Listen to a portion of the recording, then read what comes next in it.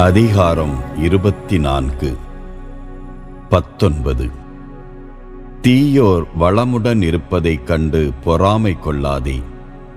அவர்களுடன் உறவு பாராட்டவும் விரும்பாதே.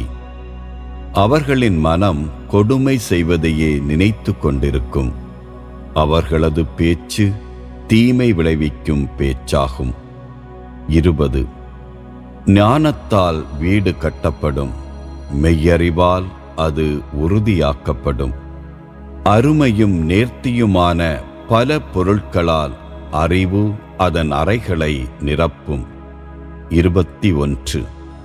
வீரரை விட ஞானமுள்ளவரே வலிமை மிக்கவர்.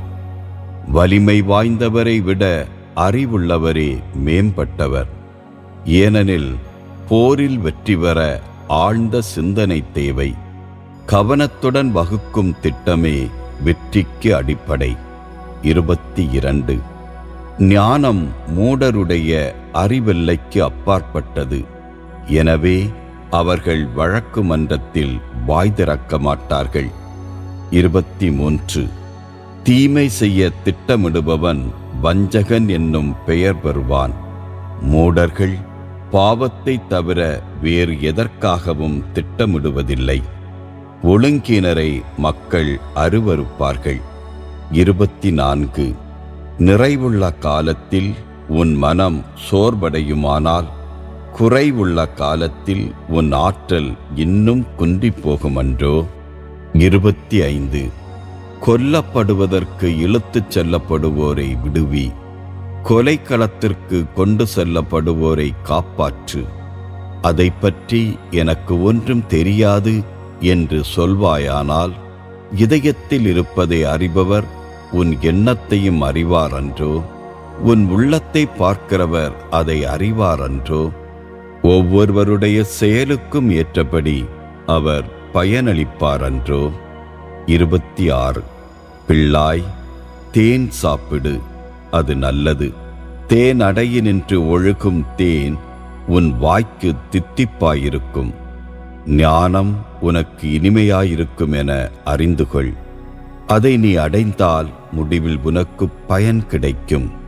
உன் நம்பிக்கை வீண் போகாது. 27. கயவர் போல் பதுங்கியிருந்து நல்லவர் வீட்டை கெடுக்க பார்க்காதே. அவர் குடியிருப்பை பாழாக்கி விடாதே. நல்லவர் ஒருவர் 7 முறை விழுந்தாலும் எழுந்து நிற்பார். பொல்லார் துன்பம் வந்தவுடன் விழுந்து விடுவர். 28. உன் எதிரி வீழ்ச்சியுறும் போது நீ மகிழாதே. அவரது கால் இடரும் போது களி கூறாதே. நீ அப்படி செய்வாயானால் ஆண்டவர் அதைக் கண்டு உன் மீது சினம் கொள்வார். ஆண்டவருக்கு அவர் மீது இருக்கக்கூடிய சினம் தணிந்து போகும். 29. தீயோரை முன்னிட்டு எரிச்சல் அடையாதே. வளமுடன் இருக்கும் பொல்லாரைக் கண்டு மனம் வெதும்பாதே. தீயோருக்கு வருங்காலத்தில் நல்வாழ்வு இராது. ஏனெனில் பொல்லாருடைய விளக்கு அணைந்து போகும். 30. பிள்ளாய், ஆண்டவருக்கும் அரசருக்கும் அஞ்சி நட. கிளர்ச்சி செய்வாரோடு உறவு கொள்ளாதே. ஏனெனில் திடீரென்று அவர்களுக்கு கேடு வரும். ஆண்டவரும் அரசரும் எத்தகைய கேட்டை வருவிப்பார்கள் என்பது யாருக்கு தெரியும்? பல்வகைப்பட்ட முதுமொழிகள். ஞானியரின் வேறு சில முதுமொழிகள்.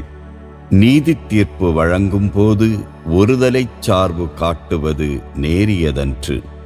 குற்றம் செய்தவரை நேர்மையானவர் என தீர்ப்பளிப்பவரை மனிதர் சபிப்பர். உலகனைத்தும் வெறுக்கும்.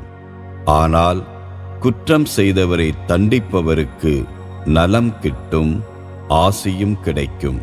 நேர்மையான மறுமொழி கூறுபவரே அன்போடு அரவணைக்கும் நண்பராவார். வாழ்க்கை தொழிலுக்கான முன்னேற்பாடுகளைச் செய். வயலை உழுது பண்படுத்து. பிறகு உன் வீட்டை கட்டி எழுப்பத் தொடங்கு. தக்க காரணம் இல்லாதபோது அடுத்திருப்போருக்கு எதிராக சான்று சொல்லாதே.